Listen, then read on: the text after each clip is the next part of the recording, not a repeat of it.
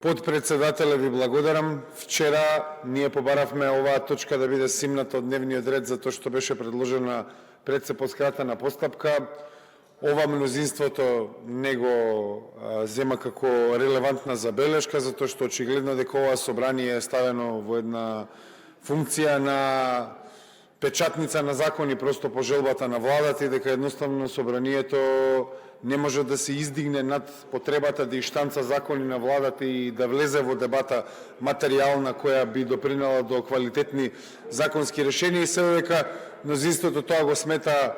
Не можеме да очекуваме и дека ќе имаме одговорни решенија за проблемите на граѓаните и оваа субординација на собранието наспрема владата всушност и покажува зашто имаме и вакво предлог решение законско денеска пред нас, а тоа е дека вие сте избрани, а не е владата избрана всушност на непосредни избори, а така и градоначалниците се избрани, а не веде градоначалниците, нешто што сега измислувате, не се избрани за да раководат со општините, каде што треба да решаваат проблеми на граѓаните кои ги живеат секојдневно, а не вака да носат абстрахирани закони од одговорност кои вие ги носите тука. Значи, што е целата поента?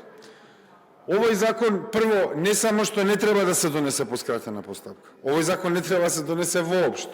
Има неколку проблематични елементи. Првиот е тоа што вие без срам кажавте дека законов е ситуациски. Јас не знам како можете да оправдате дека носиме ваков закон ситуациски, кога законов и предлог законското решение треба да биде општо законско решение кој ќе ги воспостави правилата и за понатаму, а не сега да носиме вакво законско решение затоа што вие се наоѓате во ваква ситуација.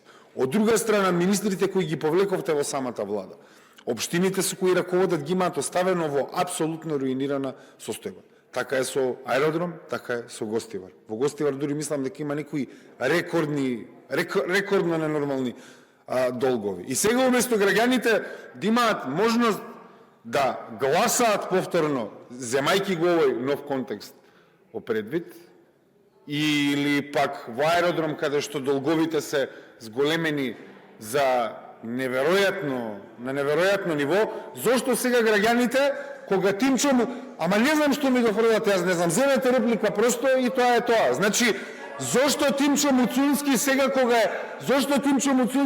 кога е отиден за министар, зошто граѓаните немаат право повторно да бираат градоначалник? Значи, целата работа е следна. Удирате по уставно загарантираното право на граѓаните си ги бираат своите представници на посредно демократски избори. Толку ли е просто да се разбере тоа? Па тоа е тоа. Ова се во друго, јас што го давам, ова се плюс аргументи. Вие треба од самата основа на овој закон дека го скратувате уставното право на бирање, од таа основа треба да го повлечете овој закон, а не па да влегуваме во материјална дебата дали аеродром или Гостивар и понатаму како и да е. А тоа е па најстрашно. Или за ДУИ, апсолутно за ДУИ, па со нив ќе гласате, добро што ме подсетивте. Генијално, втор системски закон гласате со ДУИ. Искрено ви благодарам за ова подсетување. Ке ги развластевте ДУИ действувате координирано со нив во собранието. Па јас мислам дали имате паралелни координации, имате парламентарно мнозинство и двотретинско мнозинство кое се координира кога треба да настапи очигледно, пошто 3 месеци 2 пати двотретинското мнозинство се буди. Очигледно дека имате цело време комуникација. Зошто имате комуникација за двотретинското мнозинство? Така да. Работата е дека граѓаните гледаат што се случува. Вие не само за аеродром, не само за Сарај или не само за Гостивар, и понатаму ако повлекувате градоначалници во извршната власт, повторно ќе остануваат граѓаните без право на избор на своите представници. И повторно, да ги тргнеме на смевките од лице, да ве прашам конкретно и директно, дали е нормално неизбрани луѓе да имаат сега ингеренции на градоначалници година дена? Ама толку е просто, затоа што ви е смешно све. Дали е нормално година дена неизбрани луѓе да имаат ингеренции на градоначалници или едноставно да се иде на избори? И за тој аргумент, дека вчера аргументиравте дека се работи за економичност во ситуацијата, окей, ве разбирам, тој аргументот дека сте сега нова власт, имало трансфер на власт, СДС и ДУИ оставиле се опустошено, кул, окей. Ама ајде да не биде ситуацијски, ајде да биде системско решение, тоест да биде долгорочно решение. Ајде да донесеме закон да се забрани кандидирање на градоначалници за други функции дори не си дадат оставка. Малку подалекусежно, а не да влегувате во авантури повторно со други. Тоест ова веќе не се авантури, ова е зацементирана соработка, мислам авантури. Авантура беше во 3 саат навечер, ама веќе пред ручек, све окей, во контролирани услови, ова е очигледно дека се оди како до сега по план. Така да, мојата аргументација беше вчера, баравме да се тргне законот затоа што го давате по скратена постапка, срамота е што правите веќе по скратена постапка.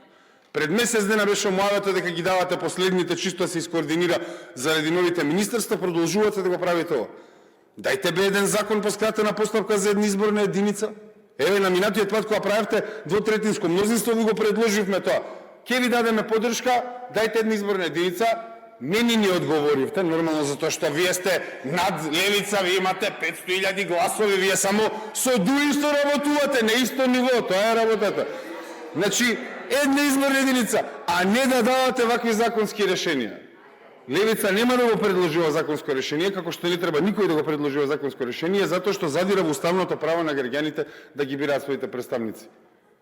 Значи, и покрај целата дебата што имаме сега, и покрај сите провокации што може да се фрлаат на линија на опозиција и позиција, навистина сметам, лично и интимно сметам дека не треба да се скратува право на избор на граѓаните, независно каква ситуација, независно, еве и да нема долгови, еве да цвета све во аеродроми во Гостивар, пак треба да има избори, па еве, победете повторно. Ви благодарам.